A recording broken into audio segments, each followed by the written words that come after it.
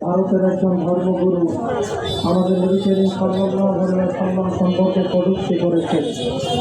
সম্মানিত ভাইরা, আজকে আমরা এই সভা থেকে ভারতকে হুঁশিয়ার করে বলতে চাই, মুসলমানদের নবীকে নিয়ে হিন্দু ধর্মযাজক যে বক্তব্য দিয়েছে, সেই বক্তব্যে বাংলাদেশের মুসলমানদের কলিজায় আগুন লেগে গেছে।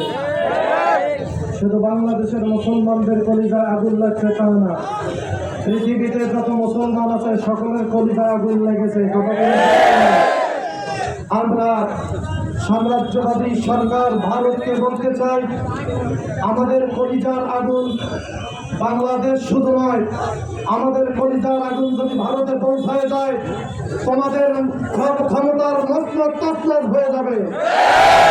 ভাইরা আমার, যে কথাটি বলতে চাই, যে পয়গম্বরের শরীরে কখনো মশা পড়ে নাই, যে পয়গম্বরের শরীরে কোনো মাছি পড়ে নাই, যে পয়গম্বর যখন পৃথিবীটা আগমন করেন সেই সময় পারস্যের প্রাসাদগুলো কেঁপে উঠেছিল যে পয়গম্বরের জন্মের কারণে।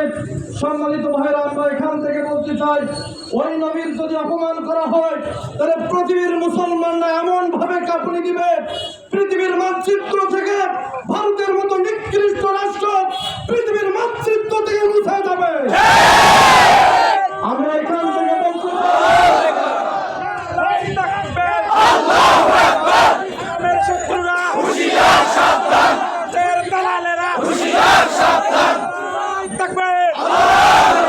আমরা এই বাংলাদেশের প্রত্যন্ত অঞ্চল থেকে বলতে চাই, আমার রাসূলের যারা অপমান করবে নিজের বাপ হলেও আমরা ছাড় দেই না।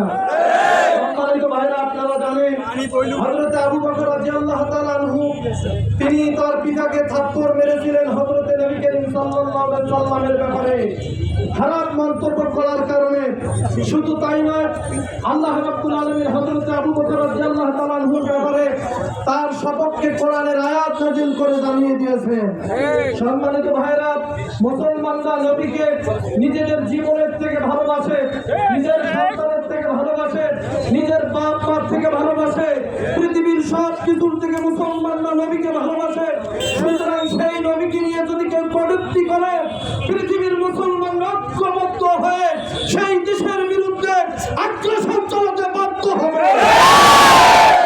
আমরা বলতে চাই, এই বাংলাদেশের প্রত্যন্ত অঞ্চল থেকে ভারতকে বলতে চাই, 24 ঘন্টার মধ্যে যে কুলাঙ্গার হিন্দু ধর্মযাজক আমার নবীকে নিয়ে কটূক্তি করেছে তাকে আইনের আওতায় এনে দৃষ্টান্তমূলক শাস্তি দিতে হবে।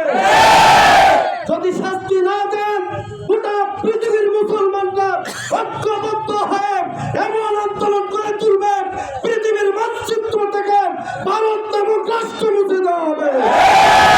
সম্মানিত ভাইয়েরা, নবীর দুশ্মন শুধু ভারতে তা না, বাংলাদেশে অনেক নবীর দুশ্মন আছে, আসলে নাই।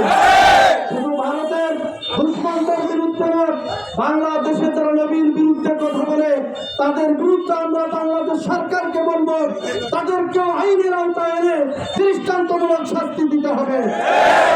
আপনারা কি এই মতের পক্ষে আছেন? হাত তুলে আল্লাহরে দেখেন।